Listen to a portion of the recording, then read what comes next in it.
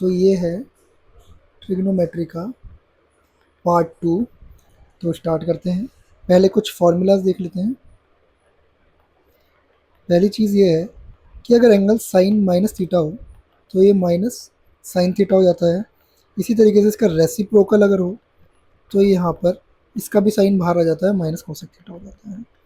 Third, ten minus theta हो तो minus tan theta हो जाता है। और कॉट माइनस थीटा हो उसका जो कि रेसिप्रोकल है, माइनस कॉट थीटा हो जाता है।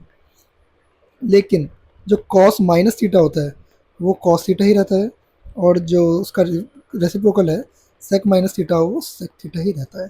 तो बस आप इनको थोड़ा ध्यान में रखना। थोड़ा ये समझने वाली बात है कि थीटा एंगल हम और माइनस थीटा एंगल में क्या अंतर है। थीटा एंगल वो है जिसको हम एंटी क्लॉकवाइज डायरेक्शन में नाप रहे हैं, इस theta is equal to 0 degree से।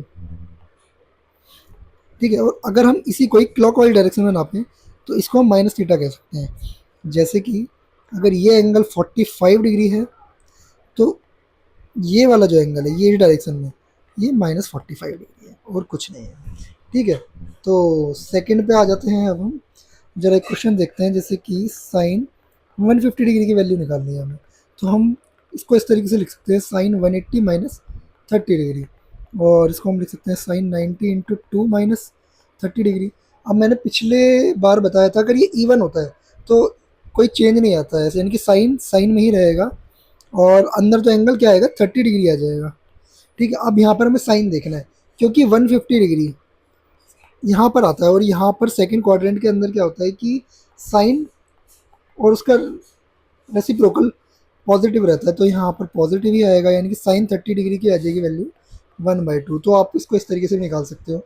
एक जनरल चीज़ ले लेते हैं हम, जैसे कि साइन 180 माइनस थीटा, यहाँ पर थीटा कोई भी एंगल हो सकता है, तो जो इसकी वैल्यू आती है वो साइन थीटा के बराबर ही आती है। ठीक है, जैसा कि हम ऊपर से देख सकते हैं। इसका आंसर क्यों है, क्योंकि साइन 180 को हम लिख सकते हैं 90 इंटू 2 माइनस थीटा। और ये जो वैल्यू है, ये वाला एंगल जो है theta is equal to 180 degree है। तो जब इसमें से कुछ एंगल कम होगा तो ये इस वाले क्वाड्रेंट में ही लाई करेगा। अगर थीटा 0 से 90 डिग्री के बीच में है तो इसकी जो वैल्यू है वो आएगी साइन थीटा। ठीक है, तो ये भी आप एक रिजल्ट की तरह रख सकते हो। तो जरा अब नेक्स्ट टाइप का क्वेश्चन आ जाते हैं, जैसे कि ये हम टाइप 2 मान के चलते हैं इन क्वेश्चन को। कि मान लो आपको एक ट्राइंगल दिया हुआ है, इसको फिर वही ए बी सी मान लेते हैं। इसकी एक साइड को तीन यूनिट मान लेते हैं, इसकी 4 यूनिट मान लेते हैं। मान लो इस साइड हमें नहीं दी होगी। अब हमें सारी की सारी ट्रिग्नोमेट्रिक फंक्शन की वैल्यू पूछी है। जैसे कि हमें साइन बताना है, हमें अगर हम इसे थीटा मान लेते हैं हमें साइन थीटा बताना है, हमें कॉस थीटा बताना है, हमें टेन थीटा बताना है, हमें कॉट थीटा भी बताना है, और कॉसेक और सेक थीटा भी बताना है। तो सबसे पहले क्या है कि हम ए सी की वैल्यू निकाल लेते हैं। तो बाय पाइथागोरस थ्योरम हमें पता है ए सी का square is equal to A B का स्क्वायर प्लस बी सी का स्क्वायर। तो ये बच्चों वाला एक सवाल है, जो कि ए C square is equal to 25 हो जाएगा। तो यहाँ पर क्या आ जाएगा, ए सी इज इक्वल टू 5। तो यानी कि ए सी क्या हो गया यहाँ पे 5। अगर हम साइन थीटा देखें तो साइन थीटा हमने स्टार्टिंग में बताया था कि परपेंडिकुलर अपॉन में हाइपोटेन्यूज होता है। परपेंडिकुलर क्या होता है, थीटा के सामने वाला साइड, यानी कि परपेंडिकुलर क्या है इसमें 3 और हाइपोटेन्यूज क्या है इसमें 5। और और हम कॉस थीटा की वैल्यू निकाल लेते हैं तो होता है बेस अपॉन में हाइपोटेन्यूज। तो बेस क्या है इसके अंदर 4 और हाइपोटेन्यूज क्या है 3।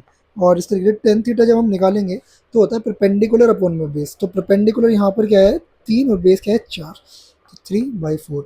अब इनकी जो दूसरी आइडेंटिटीज़ हैं, जैसे कि कॉसेक थीटा जो कि इसका ही रेसिप्रोकल होता है तो उसकी वैल्यू हो जाएगी 5/3।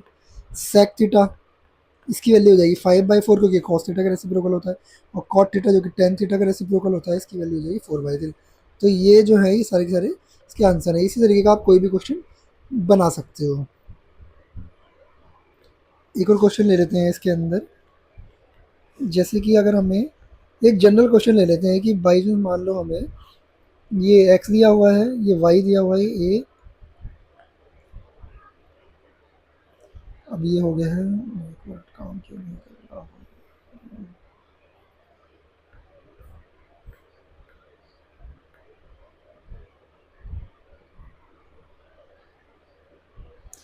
ए बी सी, ठीक है। तो अब हमें पता चल गया है, तो हम पहले क्या है, हमें दो साइड पता है, हम थर्ड साइड निकाल लेते हैं पाइथागोरस से। तो भाई पाइथागोरस थ्योरम, हमें पता ही है वही A C square is equal to A B square plus B C का स्क्वायर। तो ए सी स्क्वायर क्या है, x square, A B square क्या है, y square, B C square. तो बी सी स्क्वायर अगर हम निकालेंगे तो ये हो जाएगा x square minus Y square, B C equal हो जाएगा रूट में x square minus Y square. तो अगर हम साइन थीटा निकालेंगे, तो अभी हमने क्या पढ़ा था, वो क्या होता है, परपेंडिकुलर अपॉन में हाइपोटेन्यूस। तो अगर ये थीटा है तो परपेंडिकुलर क्या है, वाई, और हाइपोटेन्यूस क्या है, रूट में x square minus Y square. Cos theta की वैल्यू निकालेंगे, नहीं नहीं नहीं नहीं, ये थोड़ा गलत हो गया है।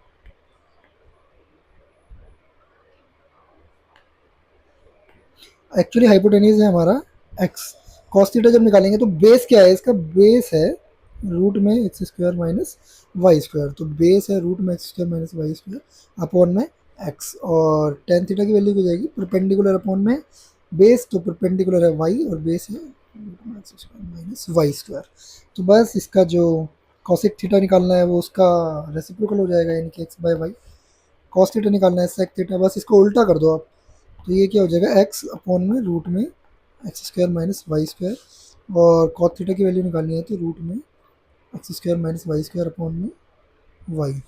तो ये कुछ तरीका है, इस तरीके से आप इस क्वेश्चन को बना सकते हो।